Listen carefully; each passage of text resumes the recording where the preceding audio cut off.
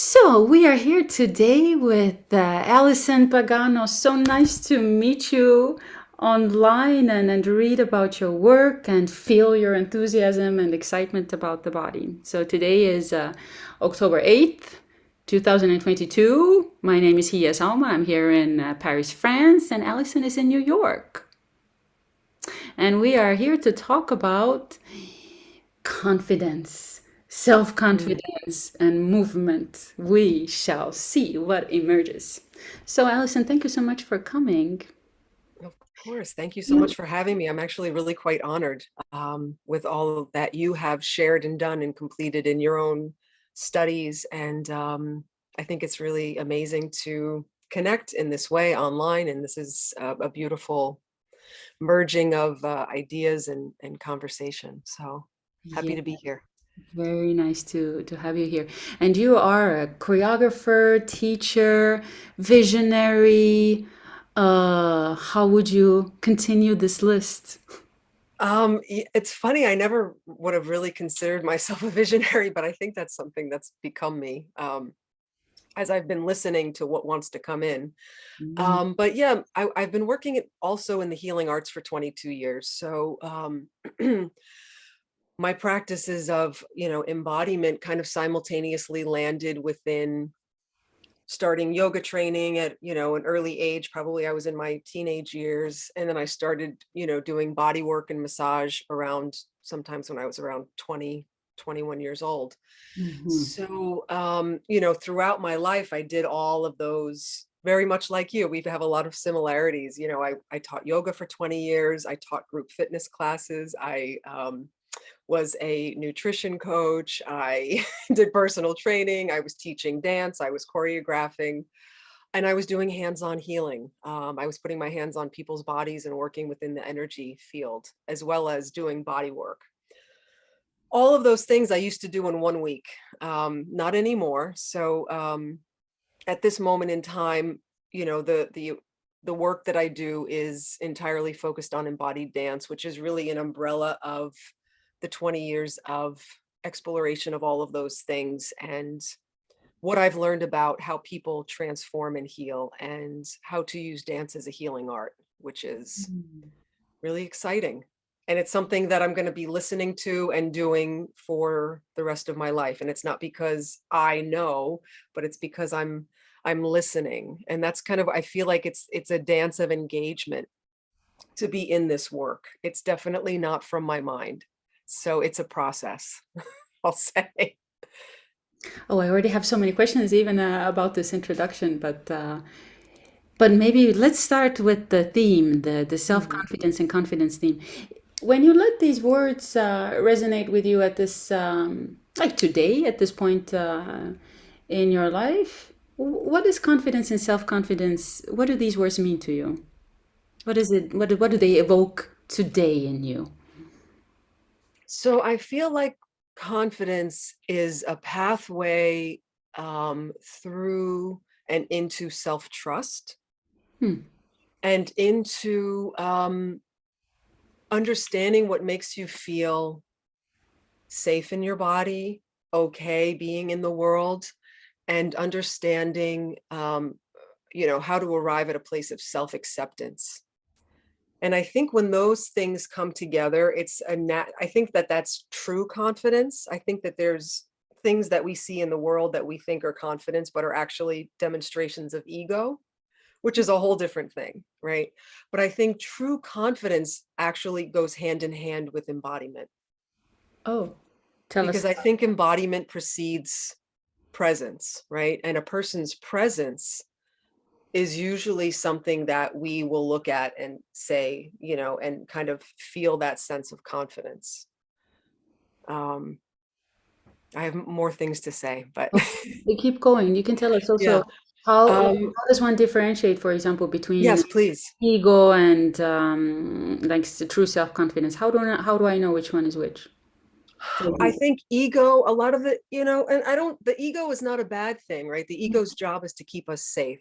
So we have an ego for that reason, because it tells us, it reminds us of things in the past that, didn't go so well, so that, we don't harm ourselves. But the ego can get us in trouble because it's got a lot of, it, it constantly is reminding us of our limiting beliefs. So the things that are, what we use to hold ourselves back. Um, so the ego, like I'm saying, it's not an entirely bad thing. It's has its thing. It's just understanding what to work with in it. And Mhm. I can talk more about that in a little bit. But um, I believe that pure confidence versus egoic confidence. So egoic confidence would be like putting on an image, right? But it's not something of a true self. It's something that we would almost do to try to get self-acceptance from others, but it's somewhat feigned. It's somewhat not genuine. It's, if I do this, people will like me. Or, we take on a certain persona because we feel that people like us better when we are in that persona, but it's not really the truth of who we are. So I would say that that's more of an egoic confidence. And I would say that what I'm going to call true confidence comes from a place of owning who you are, um, and being somewhat simultaneously like unapologetic about it, but not in a way that you're being you know, unkind, but you're at peace with who you are. Um, you're at peace with your mistakes. You're at peace with your journey. And you're also simultaneously able to be somewhat of an intimate relationship with others and with life. So you feel comfortable. You're at home in your body. Mm. Tell us about that link. You mentioned earlier that embodiment and confidence, they go hand in hand. How does Yeah, how does that work, that link? because I believe that embodiment is a form of personal power, right? Mm. Because when we're truly in our body and we're feeling, we're able to connect with our own body's wisdom. We're able to be in relationship with our inner state, and we're not trying to push it away. We're allowing for something, right? So it's that kind of that self-trust. Mm. So yeah, it's this continued deepening relationship with self, and it's not something that we're taught. It's quite the opposite. I think one of my teachers said, like, most of us live from the neck up, and it's somewhat handed to us to be successful in the world. You live from the neck up. You don't really feel very much. That's considered something that is not to be paid too much attention to. You want to be thinking, you want to be logical, you want to, Mm. get these steps right in an organized manner, and kind of leave the softness or leave the sensation for, a lesser value. Yes. And Um, emotions too. Emotions are also and not. emotions, yeah, we give very little credit to emotions. Because yeah, and I think that's also a problem, because many people's emotions are unregulated for that reason, because they simply don't pay attention to them. Yeah. Yeah. Do you think do you think confidence can be practiced through movement and dance? This is my big question.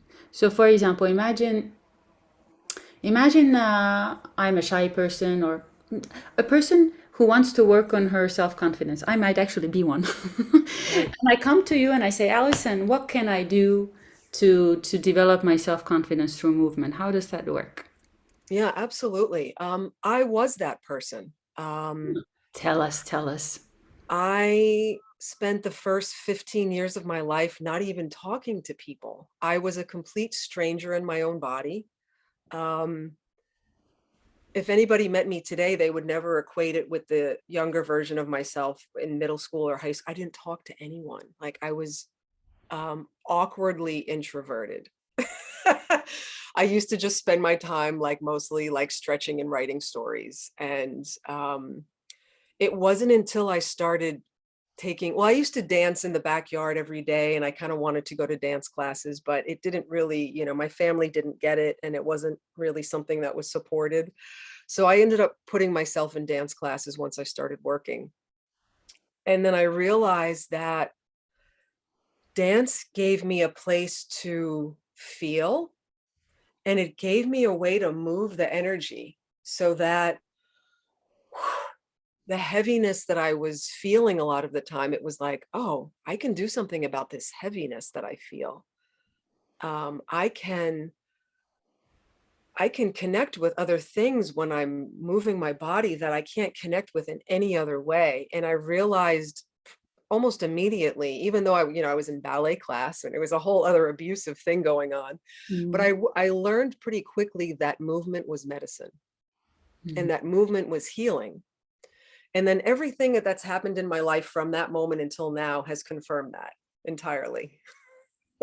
So yes, for sure. But what would be the advice for me? How do you invite somebody into movement? And maybe that person is also a little shy and doesn't hasn't discovered the transformative power of movement yet. How would you make that person trust that movement can do something for my self-confidence?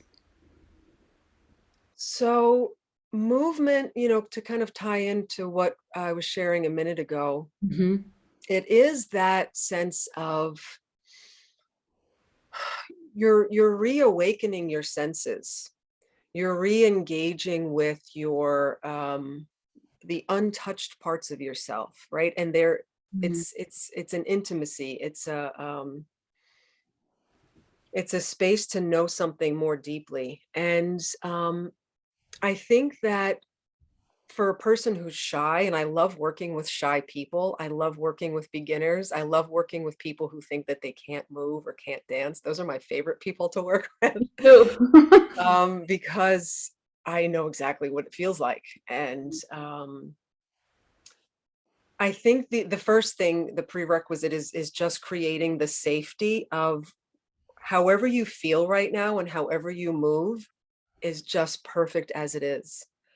And to engage with them in something that they are finding interesting or curious about.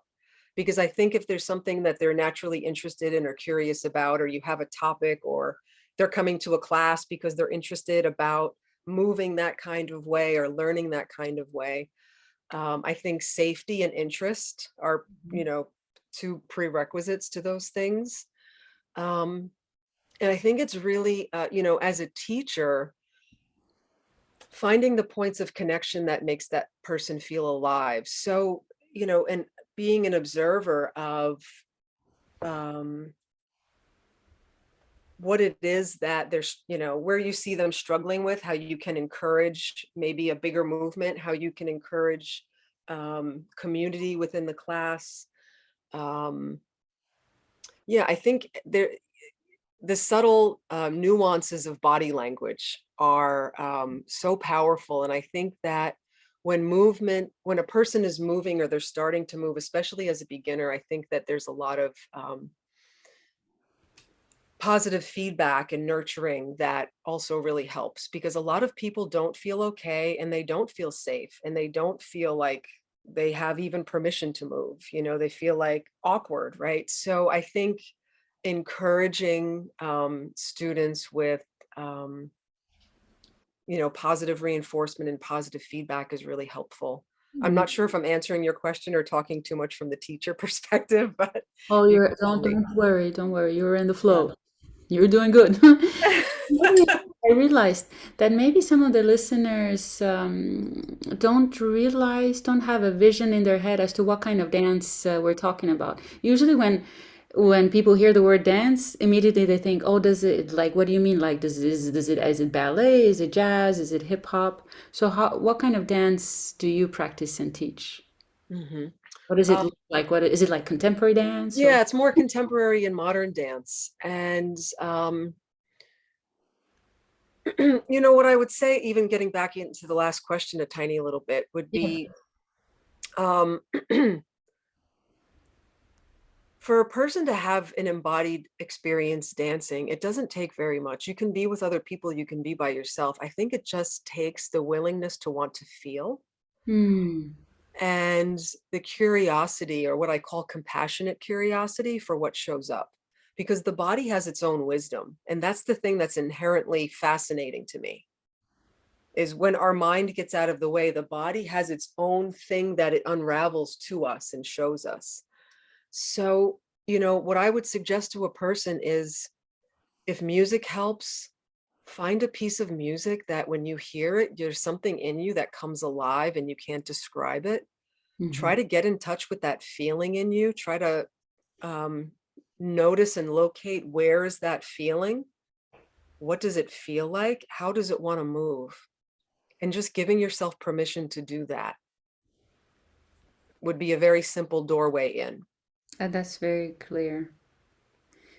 Do you, Alison, do you also use the imagination or particular images when you teach, especially to promote self-confidence and confidence in people? For example, do you say give them images like imagine that you're a big I don't know, like a beautiful queen and you have the power in the world to things like this?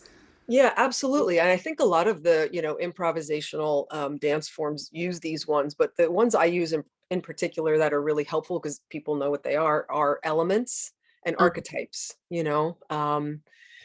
structuring choreographies that are, heavily based in a certain element helps people embody those qualities differently. And archetypes give people permission to sometimes be bigger than they think they can be or to take on a different energy.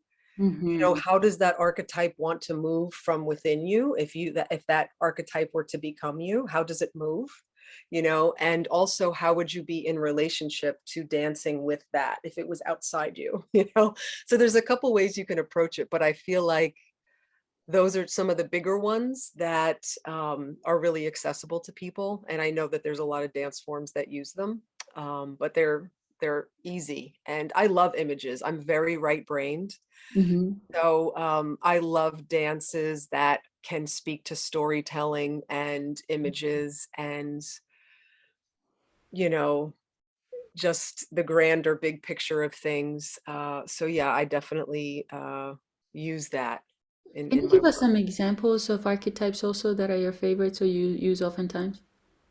So there's a couple different approaches. There's like the standard Carl Jung ones. There's also the basic four of lover, magician, king, queen, and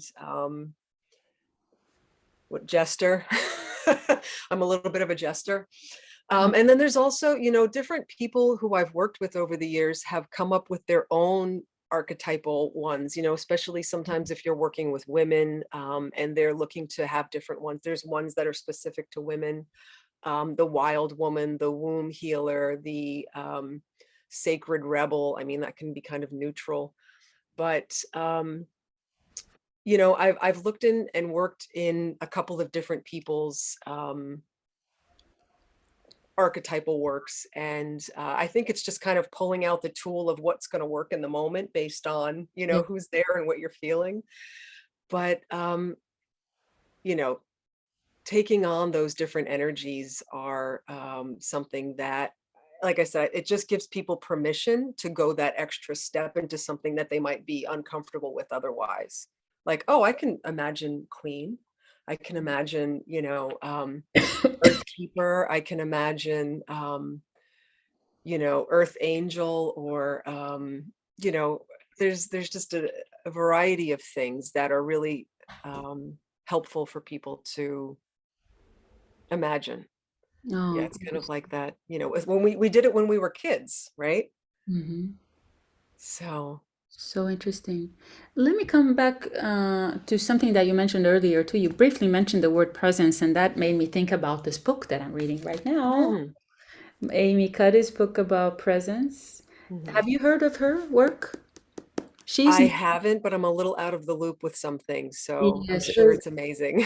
she's one of the. Maybe you've heard of this term. She's one of the promoters of power posing, meaning Oh, okay. yeah, she has a very famous TED talk, and in the book is Mhm, kind of like an outgrowth of her mhm, scientific research on how the body sort of shapes the mind, and how, mhm, in order for us to prepare for challenging situations, we can use the body mhm, for certain results.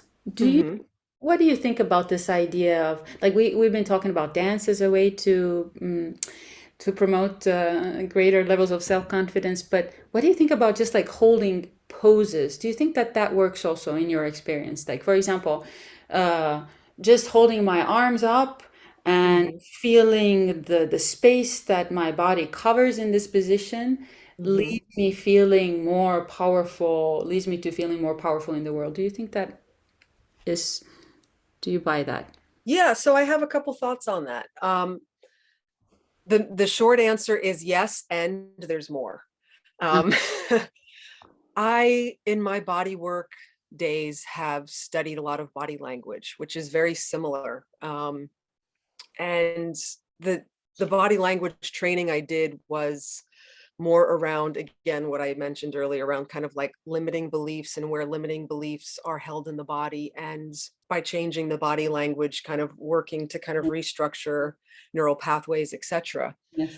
But in the training I did, which is different than just taking a posture, although the posture does affect, because I always say that body language works in both directions, meaning that body language comes from the internal state that we're feeling. But when we change the posture, the thought also changes, right? So, in the short answer, yes. But in the long answer, what I've found most effective in the healing arts, working with bodies, working with dance, and I actually did like a whole independent study when I was in my graduate degree around body language and reframing limiting beliefs using choreography and dance. And the main point is it's really, I think, the whole person that you still have to address. So the mind has to be acknowledged, the emotions have to be acknowledged, and the body simultaneously for it to be a long-term transformation or a long-term result. So that's what I've seen in terms of healing and in terms of how people truly shift from like a long-term chronic state of having this body language, this feeling of themselves, and what's possible when you actually work with the whole person, which is a lot of what I do through the embodied dance teacher training. Yes. It's mostly focused on limiting beliefs, using choreography and ways of working with people so that they are able to draw out the things that are keeping them stuck, holding them back, and reinvent what's possible. Oh, but that sounds very useful for very important for this topic of developing self-confidence Hmm. through Yeah. through beliefs. And then so in those sessions, you ask people to create choreography on these themes, or how does it work exactly? So yeah, I created a process. It actually started when I was living in Australia when I was 20 years old. But it became now what I do, and I call it personal choreography making. Hmm. But at that moment in my life, I had a pretty intense eating disorder, and I didn't really want to be in a body, and I didn't want to be here, and I didn't, I didn't really have a lot of good things going on in my psyche. So, anyway, side note, but I put myself through a process, and uh, I created a process, something of that nature, when I was around 20, and it actually helped me heal from that. And Hmm. it was through feeling feeling, it was through acknowledging the thoughts, and then it was through changing my movements Oh, I see. that I began to kind of embody a different self. I learned how to eat again. I learned how to feel like okay gaining weight. I learned how to um, relax and feel pleasure. But and I'm telling you, it wasn't pleasant going through the process because there was a lot of grief and rage in there. Um, but ultimately through honoring those facets, and then I performed this kind of half choreographed, half improvised piece to my class, at the time, and being witnessed in that was also very healing. So yeah, I think it's all those things. It's body language for sure does instantly change something, but in the long run, I think that the whole person, that's my take on it. What do you think? Um, when I first heard the the power posing idea, I wasn't too convinced by it. Mhm. Um, because it feels like something that is kind of like ephemeral and like disappears after a few. Uh, Yeah, it's a short-term thing for sure. Yeah. and I felt like people who work deeply with movement and somatic education have a lot of other layers to address. So, but I think there's a lot of value in this work also. And I myself, in my practice, I don't do the posing, but what I Mhm. do that is sort of similar is that in my strength, my sort of somatic or holistic strength training and stretching classes, we do, for example, bicep curls, and I've learned this Mhm. technique from my teachers. We do something that is repetitive where the body is a lot of the body is kind of static, and at the same time we imagine or we let the body loosely linger on a question of, for example, what is it that we want to draw, what do I want to draw toward me today. And that Mhm. I feel, or for example, I do like a an exercise for the back and the chest comes to the front, and I can ask Yeah, myself, what does my heart want to reach toward at this moment or this period in my life? And that I feel, although it's not absolutely. posing, it is like I work with multiple layers of the self through movement. And I do feel like it prepares me to meet different challenges in my life. Like, for example, when I was working on my dissertation, I got through working on my dissertation because I was doing dance, but also strength training. And I was like, I'm connecting to this challenge of writing every day. Yeah, Every day I pick up these weights again, and he helped me. Like the movement really prepared me to do the cognitive and the intellectual work that I had to do as a writer. absolutely. Well, Absolutely. Allison, I know that you need to go. We have maybe like 2 more minutes. Is there something that you want to add? I, of course, have other questions, but maybe there's something that you feel like you want to say that comes from you at this. What comes through you right now? You're a listener, you're a body listener. In regard, yeah, in regard, so many. I've always have so many things. So Mhm. I always have so many things. But to reflect on what you were saying, I think it's so important. A regard, you're bringing that those elements together, and because even if you're bringing those two elements together, or whatever it is that you can do around, I am embodying this and bringing the movement with it. There's a different layer to it that's much more, that goes in much deeper. And I'm really grateful that one of the yoga trainings I did was with the woman who was also a dancer, and she taught us yoga practice through that means, the hopping forward, right? So all of these are the neuromuscular development patterns, right? So like how the brain develops, and a lot of the movements that we do, the cross crawls and the navel radiation, and a lot of the modern dance and the somatic techniques have these, but to bring conscious awareness to what those can do for the brain also help. There's so many things we could talk about, We can but talk. yeah, We need to do another series of talks on this. yeah. So, where can listeners find you and your work? So my website is embodied-dance.com. I'm on social media platforms. I'm on Instagram, embodied.dance. um, my Facebook, Allison Pagano. I have a group called Embodied Dance for those on a path of healing through movement.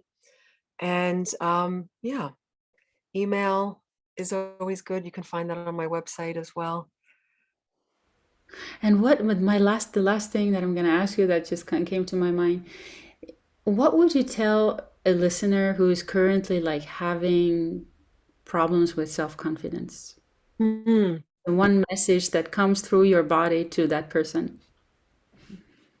Persons who's having problems with self-confidence. Yes, maybe it was, for example, an abusive relationship, or maybe it's like, oh, I had a dream of becoming this and this in my life and I haven't been successful. Or maybe it's somebody who just feels like I'm supposed to be a perfect man, a strong man, and I just don't know if I have the skills to offer something to a partner or whatever it is. Mhm. Um, Although redundant, I would say that my first, intention always is to kind of go directly into the feeling and honor it, Mhm. and to feel what that feeling is, to be with it fully, give it a voice in whatever way you want to give it a voice, And then I think from there, choosing what's next or choosing now what. But I think the first piece is really going in and feeling it. Like, I'm feeling this. This is where it's being held. I'm going to give it a voice on some level. I'm going to speak it. I'm going to move. I'm going to go out in nature. And I think that doing that inherently builds self-trust. And when you're building the self-trust little bit by little bit, then you can take a different step. But without honoring what we're truly feeling, the negative stuff, it just starts building up under the carpet. And then there becomes kind of less and less of, you know, less and less embodiment, right? We kind of compartmentalize because we don't want to feel. So I want to say feeling, getting into the feeling, allowing it, and allowing it to teach you what it's there for. Yes. Takes guts to feel. Takes guts to feel. I always say, I'm like, it's not for the faint of heart. And I wouldn't have chose it. I didn't, yeah, I tried to avoid it for a long time, but the only way out is in. But then with dance, it's kind of fun, and there's stories and images and music, and so it's Yeah. we can do it. Hmm. Well, Allison, thank you so much for this great interview, and I look forward to future conversations with you and learning from you and reading your work and listening to your videos also. So Likewise. thank Likewise. It's you. a sincere honor to connect with you and your immense body of work and your lifetime of all you've been investigating and your passion and your endless hours and days and years of commitment to this work is just astounding. So I'm really super honored to connect, and thank you for having me. Thank you.